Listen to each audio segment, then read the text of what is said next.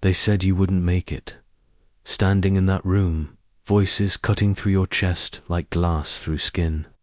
Watching their eyes, those eyes that see your dreams as delusions, your mother's worried sigh, your father's practical concerns.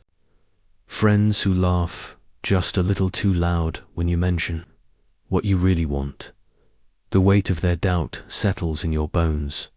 You carry it everywhere now. In morning meetings where you bite your tongue. In quiet moments before sleep when their voices echo louder than your own heartbeat. They said you weren't smart enough, not connected enough, not lucky enough. And some part of you, the part that feels small, the part that remembers every failure, every time you fell short, whispers, maybe they're right, but here's what Marcus Aurelius knew, scratching wisdom into parchment by candlelight in his tent, leading an empire while the world questioned his philosophy. How much trouble he avoids who does not look to see what his neighbor says or does. The poison isn't their doubt. The poison is your need. For their approval, you wake up angry. Not at them, at yourself. For caring. For letting their limitations become your ceiling. The rage builds in your chest. Hot and righteous. And you think this anger will fuel your success. You'll show them. You'll prove them wrong. You'll make them eat their words. But anger is gasoline.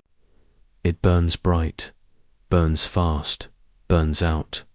And when the flame dies, you're left with the same emptiness, the same hollow need for someone else to validate your worth.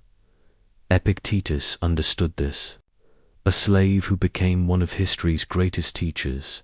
He knew the difference between prison bars made of iron and prison bars made of other people's opinions. It's not what happens to you, but how you react to it that matters.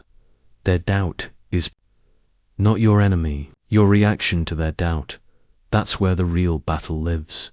You see, the world is full of people who gave up on their dreams and now feel safer when others do the same. Your success reminds them of their surrender. Your courage highlights their fear, so they project their limitations onto you, not because they're evil, but because they're human. And humans, when afraid, often try to make the world as small as their comfort zone. But you were not born to fit into someone else's idea of possible. Seneca wrote this in his letters. Blood and ink mixing as he faced his own mortality. Every new beginning comes from some other beginning's end.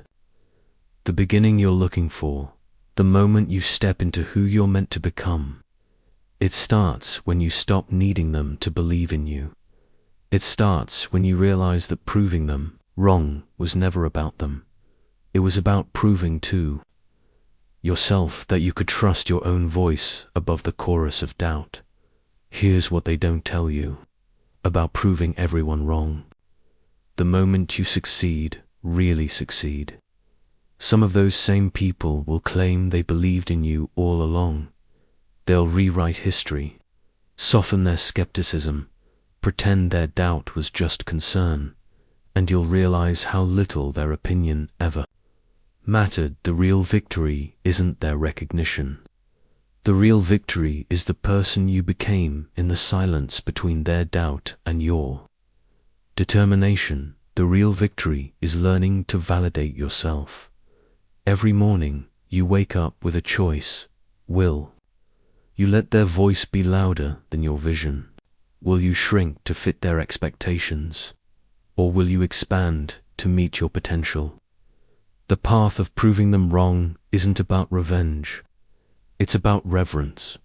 Reverence for the part of you that refuses to quit. It's about honoring the dream that keeps knocking even when you're tired of answering the door. Your success won't be a middle finger to the world.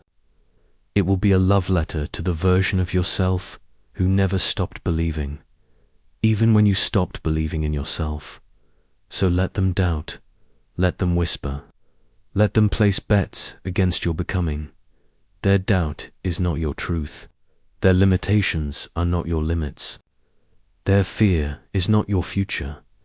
You are the author of your own story, and the best stories, the ones that matter, the ones that echo through time. They're written by people who dared to believe in themselves when no one else would. The world needs what you have, not because you're perfect, but because you're brave enough to try.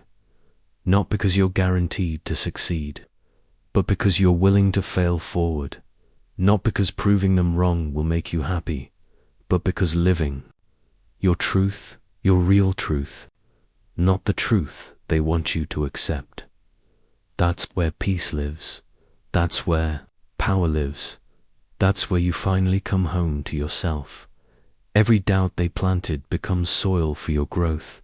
Every no they spoke becomes the foundation for your yes.